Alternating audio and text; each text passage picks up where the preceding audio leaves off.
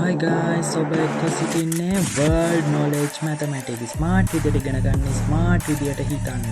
අද අපේ මාතෘකාව තමයි ගණිතය. ඇත්තටම හැමෝටම හිසරා දෙයක් කියලා හිතන සමහරුන්ට පට්ට ආතල් එකක් වෙන ගණිතය.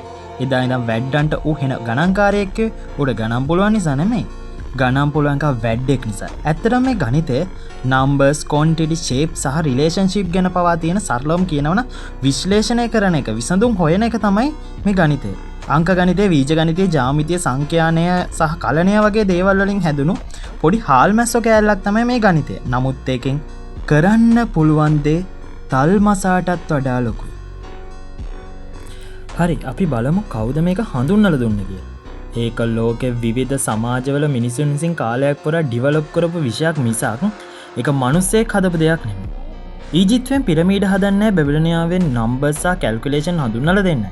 ඉන්දියාවෙන් බිංදුව හඳුන්වලා දෙන්නයි. ජ්‍යාමිතිය න්‍යායයන් ග්‍රීසියෙන් හඳුන්වලා දීපු මාර ඉතිහාසයකට තියෙන ස්ටෝරියක් ඒක. ගණිතය කිව්වහම ලෝකේ තියෙන හැම විෂයකටම රිංගපු පාට්ට හොරෙක් තමයි ගණිතය. භාෂාව, විද්‍යාව, ඉතිහාසය, ආගම් වලට, තාක්ෂණයට, වාණිජකරණයට විතරක් නෙමෙයි. පාතාලට, දිව්‍ය ලෝකෙට හැම තැනටම රිංගපු ගණිතය යොදාගෙන අපිවත් පිස්සෝ කරන්න හදපු ට්‍රෑන්ගල් තියරම් එක ඉදිරිපත් කර පයිතගරස්, ජ්‍යාමිතිය පියා යුක්ලිඩ්, තව ලොකු පිම්මක් පන්නපු අයිසෙක් නිව්ටන්, අතීත ගණිත ක්‍රම 5 කියන එක අගේ බීජ ගණිතය භාවිතා කරපු කවුරුත් අහලා නැති ආර්යබට් සීරෝ කන්සෙප්ට් එක භාවිතා කළ දැනට මුළු ලෝකය හොල්ලලා ඉවරයි.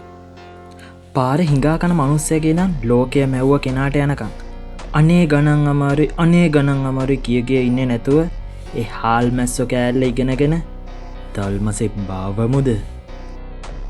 එහෙනම් අපි ගෙහින් එන්න. ඊළඟට වෙන මාතෘකාවකින් හමු වෙමු. Love you guys.